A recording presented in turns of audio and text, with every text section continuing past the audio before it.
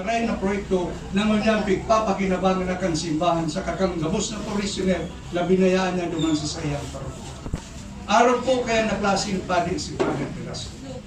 Kung ilingon mo po si Father Velasco personally, very humble, unassuming, pero may sense of humor mo po si Father Velasco. Masuba siya, bako siyang araw kan ibang purong mo to, ang iba po bagang padi, madaling mag-init ang payo. Ang iba na purok mo to, pero siya po, sa obserbasyon sa iya, kami kami naghihilingan. Nagko-coordinate ako bilang project director ng Gawad Kalinga sa St. Peter Baptist Village.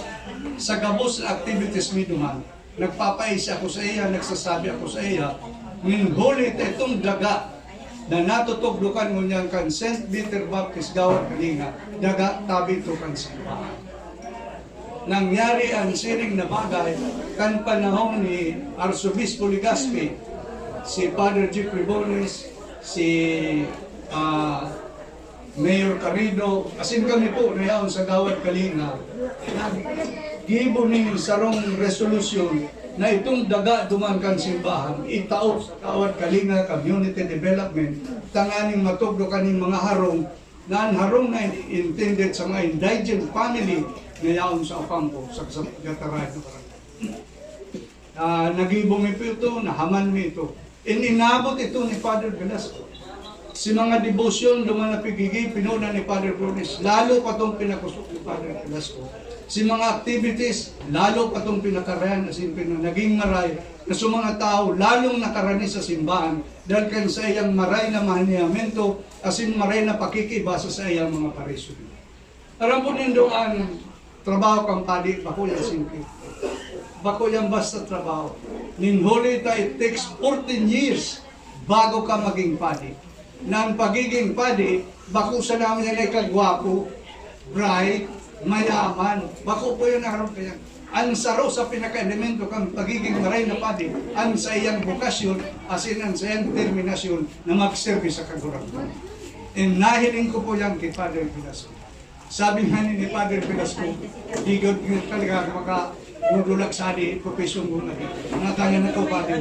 Diyan nga si Mama, nagro-rosaryo na yung nobina pa. Hindi na nga maintindihan, ginarinaw ko na, di pabaya siya nila. Pagkapangadji pa, may ang yaman ito. Napirmi kami gatong nag-pirmi kami nag-ulan. Pag may mga training, livelihood training, siya po nagpungkal duman sa samong karokter. Several livelihood trainings na pigkandakan ng Department of Agriculture na sa panahon na ni Father Velasco. Nakaanod sa mga tao, natokdoan. Ang diferensya lang, dito na implement tamamang kapitan. Pero nahiling ko ang experiences ni Father Velasco, gusto na sa mga. Saro siyang masasabi kong banal na padi, maray na predikador, evangelizer, and a builder in his own right. Sana, Father, with all what you have done to us, to all your parishioners, magkaulugod inining ranga sa imong kapangaluan na pag-abot kang panahon ng unyang at nasa tubang na itaw sa imong kaugmahan na rin katapusan. And this, asin bindisyonan ang sa imong magulang, ang sa imong tugang, asin lalo na ikaw. Aram mo nindo ang pamilya na may padi, sarong maswerteng pamilya. Nagkakasabi ako kayanta, may tugang akong obispo, may aki akong padi. Dati po si buhay may kagtumal, simple, buhay sante, nagtatrabaho man, nag-iinom ng BBC. Pero kung magkaigwa po kung aking puti, si outlook ko sa buhay na bago, araw man kayo na nahiling ko sa pamilya. Napakarayan, mga tutan, si Mading Basyon, sa gugunan na puso, itong dipuntong si Padi, gusto ni sa naman ko. Yaon man ang sa iyang pagmahikos. Kaya kung ano si Father Velasco, siya ang legacy na inalatkan sa indang magurang ni Cristo Lega. Ngunya nagaling na si Reverend Father Velasco. Alagad ang gamot siyang karaya na ginibo sa kung paman pagdadag. Kaya sa imo din, ang masasabi ko, eternal rest grant unto you, Lord, and let perpetual light shine unto him, and may the souls of all the faithful departed to the mercy of God rest in peace. Amen. Thank you and believe you.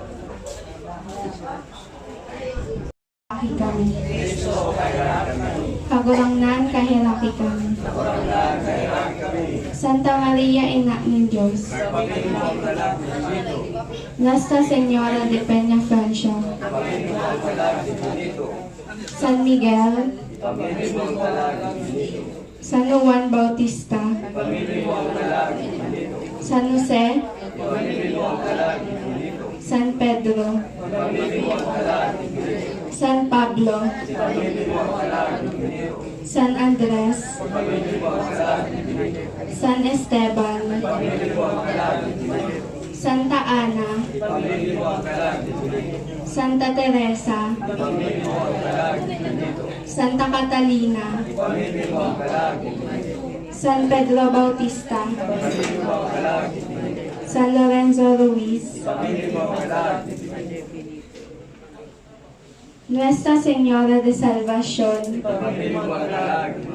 Santa María Magdalena. San Vicente Ferrer. San Roque. San Martin de Porres. Mahal na puso ni Jesus. Santa Lucia. San Marta. Santa Perpetua Asin Santa Felicidad. San Benito. San Francisco. Santo Domingo. San Agustin. Santa Isabel. Nuestra Señora de Remedios. San Antonio de Padua. San Rafael. Santa Veronica. Sagrada Familia. Gabos na santos asing santas ng Diyos. Kristo, patawaraan sa iyang mga kasalan. Kristo, girumdumaan karahayan na sa iyang nag-inibo. Kristo, rangaha ang gabos na nagmumundo. Kagurangnan kahiraki kami. Kristo, kahiraki kami. Kagurangnan kahiraki kami.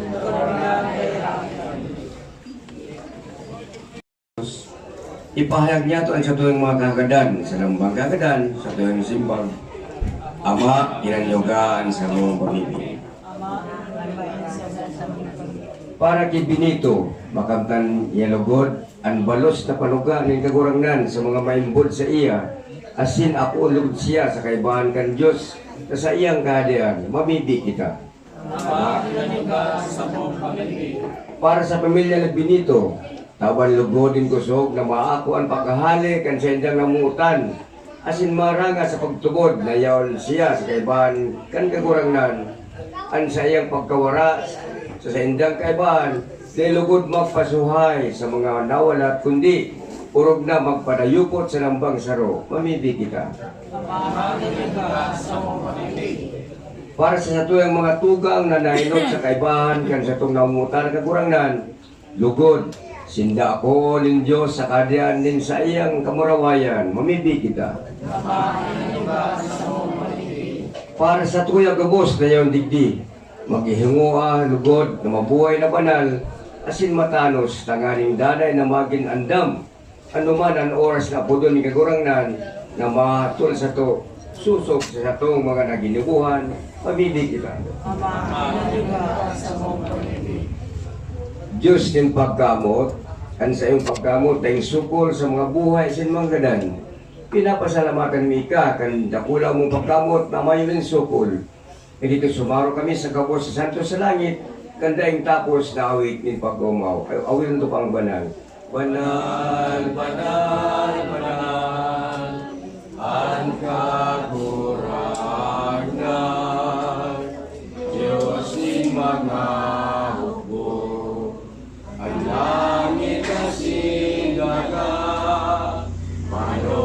sa imong kamurawayan, Hosana, Hosana, sa kaitaasan. Pagmamahula na dibdib,